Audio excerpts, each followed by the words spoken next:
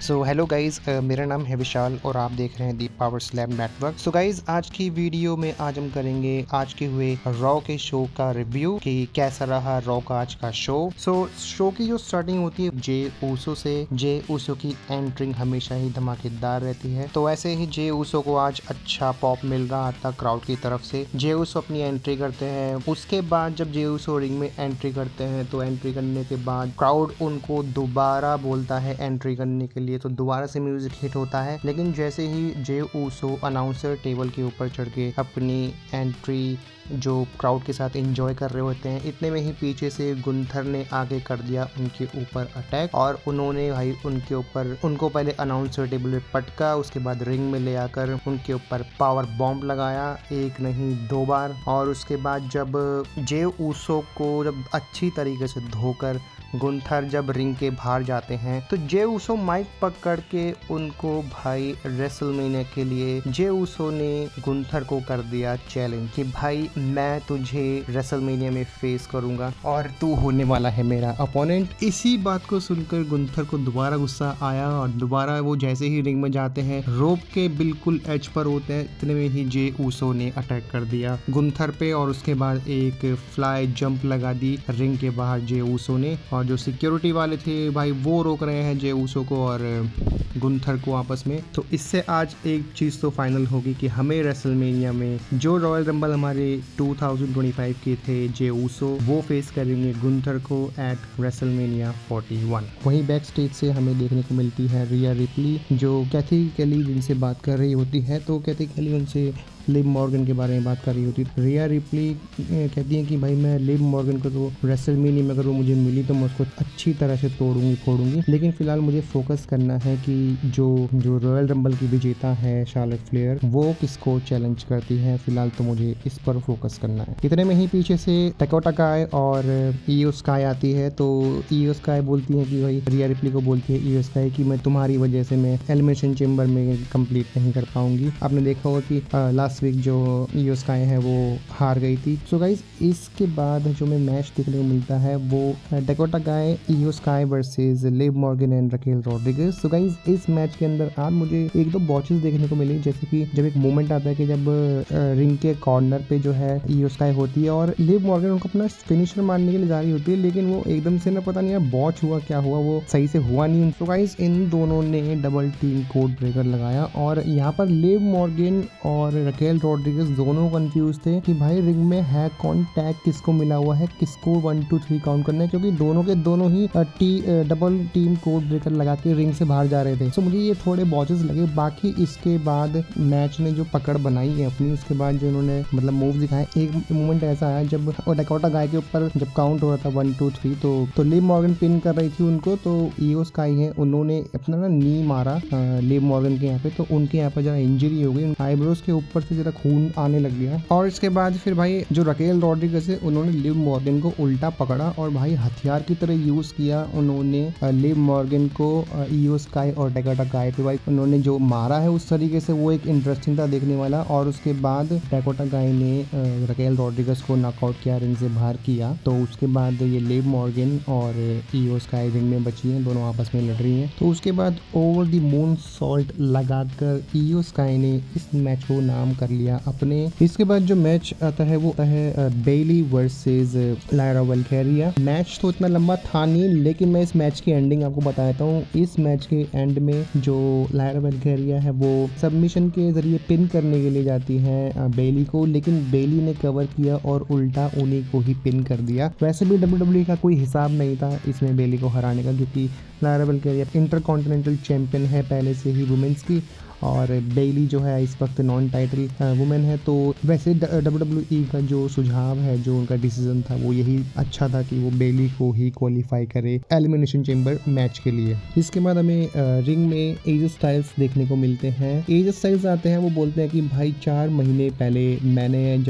जब इस रिंग में था, मैं इंजर्ड हो गया और मेरे को ऐसी इंजरी हुई कि मेरा करियर खत्म हो सकता था उसमें। मैं अपना करियर बनाने के लिए आया था, मुझे जो चाहता था मैं मुझे वो चाहिए था मैं, लेकिन मेरा करियर भाई एंडिंग पर था, लेकिन मैं फिर भी वापस आया। इतने में भाई क्राउड जो है वो एजे स्टाइल्स के लिए वेलकम बैक की चैंट कर रहा होता है। तो भाई एजे स्टाइल्स एक और बात कहते हैं कि भाई मैं सुबह उठा और मैं बाथरूम गया और बाथरूम में आईने में मैंने अपनी शक्ल देखी और मैंने कहा कि भाई मुझ में अभी भी वो जुनून बाकी है, मुझ में अभी भी हिम्मत है वो सब हासिल करने की जो मैं हासिल करना चाहता हूँ। एजे स्टाइल्स कहते हैं कि भाई मैं स्टेज में जितने भी लोग हैं लॉकर रूम्स में सुन रहे, मैं उन सबको बता दूं कि भाई मैं हूँ द फिनोमिनल एजे स्टाइल्स और मैं कभी हार नहीं मानने वाला। इतने में ही भाई एंट्री होती है डोमिनिक मिस्टीरियो की, जो आते हैं कार्लिटो के साथ। तो भाई डोमिनिक मिस्टीरियो आते हैं और आपको तो पता ही है रिंग में आते ही जो उनको बू मिलती है भाई, वो जितना भी कोशिश कर ले भाई क्राउड सुनने ही नहीं देता, इतनी तगड़ी बू मिलती है डोमिनिक मिस्टीरियो को। भाई डोमिनिक मिस्टीरियो रिंग में आते हैं, वो कुछ कहने के लिए जैसे बोलते हैं, मतलब जैसे कुछ बोलने के लिए आगे बढ़ते हैं, क्राउड की वैसे ही बू चालू रहती है।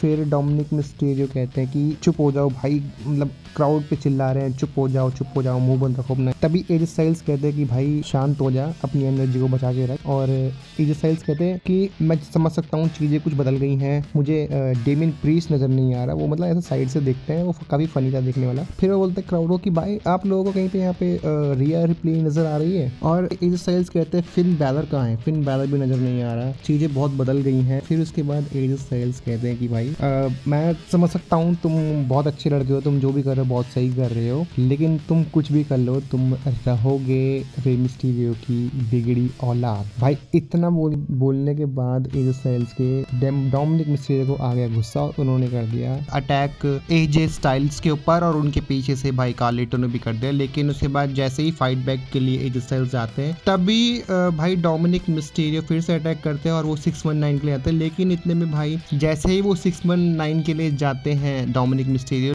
एजे स्टाइल्स वापस मुड़ते हैं, लेकिन एजे स्टाइल्स जैसे मुड़ते हैं डोमिनिक की तरफ, वो भाई रिंग से बाहर चले जाते हैं, बीच में फंस जाते हैं कार्लिटो अटैक जारी रखते हैं। लेकिन भाई उसके बाद जब कार्लिटो रिंग के एज पर धकेलते हैं एजे स्टाइल्स को, तो फोरआर्म लगा देते हैं उनके फेस पर एजे स्टाइल्स और उसके बाद अपना फिनोमिनल फोरआर्म लगा के। सो गाइज यहाँ से WWE हमको डायरेक्शन दिखा रही है कि शायद कहीं ना कहीं बीच में इन्वॉल्व हो सकते हैं एजे स्टाइल्स के डोमिनिक मिस्टीरियो, शायद इनकी स्टोरी लाइन भी बन सकती है इन फ्यूचर। तो गाइज इसके बाद हमें क्राउड में से नजर आते हैं सेथ फ्रीगन रॉलिंस, जो कि होते हैं जैकी रेडमैन के साथ। जैकी रेडमैन पूछती है कि भाई सेथ रॉलिंस, जैकी रेडमैन बोलती है कि सेथ रॉलिंस को जो एलिमिनेशन चेम्बर का जो स्टैक है उसके अंदर ड्रू मैकिंटायर है, सीएम पंक है, जॉन सीना है, जैसे जैसे दिन बढ़ते आ रहे वैसे वैसे प्लेयर्स जो है क्वालिफाई करते जा रहे हैं। अब आज साफ हो जाएगा कि रे मिस्टीरियो और लोगन पॉल में से कौन जाएगा एलिमिनेशन चेम्बर में,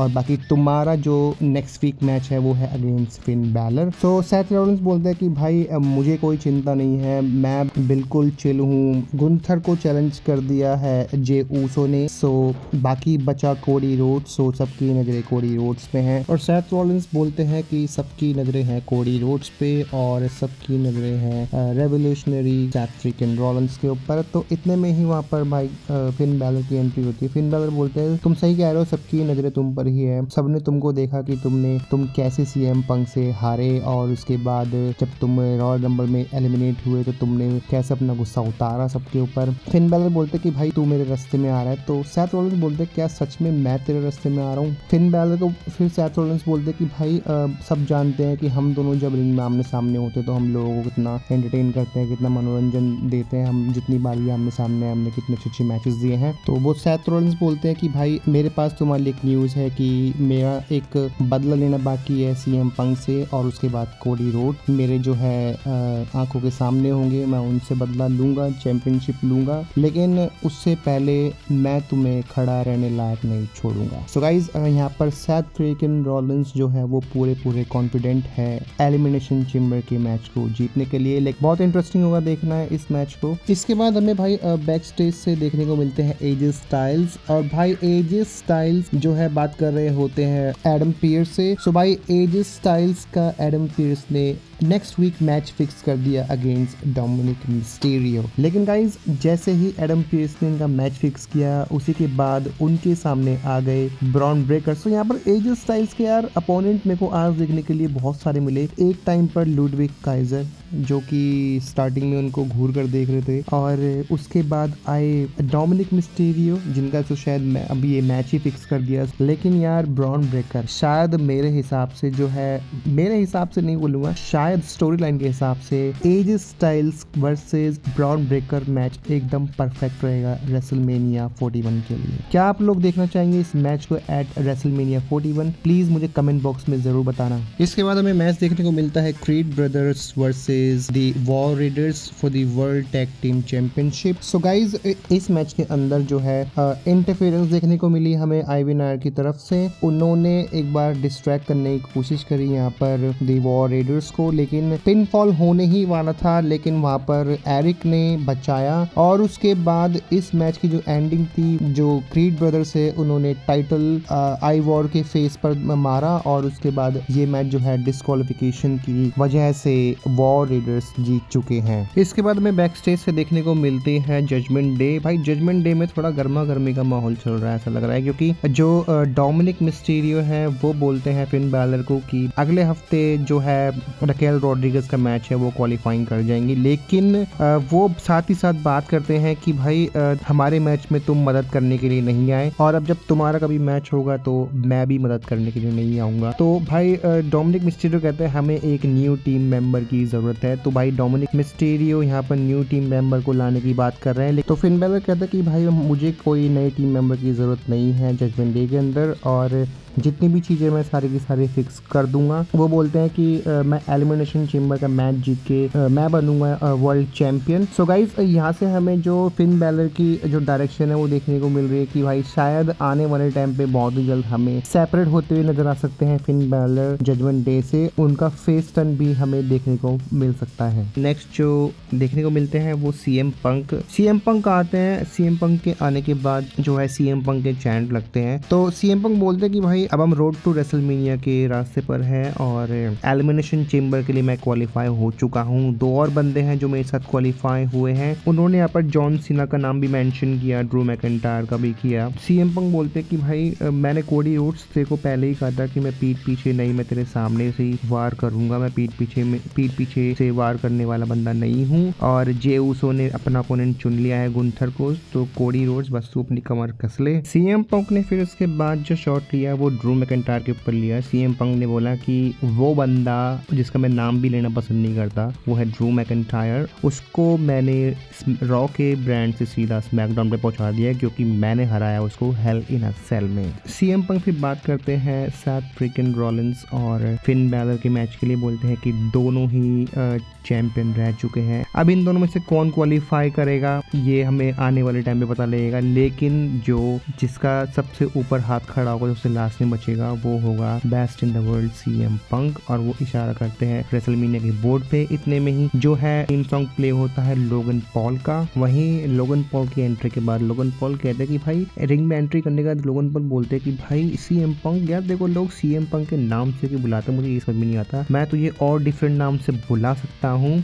लोगन पॉल बोलते हैं कि भाई मैं ही वो बनता हूँ जो मैंने तेरी एंट्री का नंबर डिसाइड करके रखा हुआ था कि भाई तू किस वक्त आने वाला है, और जब तूने रॉयल रंबल से पहले तू बोल रहा था कि जो लोगन पॉल है उस बंदे ने कभी भी मुझे नहीं हराया, मैंने तुझे विद इन 24 आवर्स मैंने तुझको रॉयल रंबल में उठा के बाहर फेंक दिया। तो भाई इसके बाद सीएम पंक जो है वो बोलते हैं कि तू भी एक नंबर याद रख ले, 619। अगर तू इस नंबर से आगे बढ़ पाया तो ठीक है, मैं फिर तुझे एलिमिनेशन चेम्बर में फेस करूंगा। और इसके बाद एंट्री हुई रे मिस्टीरियो की, जो कि था शो का main event, Rey Mysterio versus Logan Paul. तो इसके बाद भाई मैच स्टार्ट हुआ। भाई मैच स्टार्ट होने के बाद एक मोमेंट ऐसा था भाई जब रे मिस्टीरियो ने पावर बॉम्ब लगाया कंधों पर उठा के लोगन पॉल को, और उसके बाद 619 लगाया रे मिस्टीरियो ने। फिर उसके बाद 619 के लगाने के बाद जब रे मिस्टीरियो रोप पर जाते हैं तो वहीं पर ही इन्होंने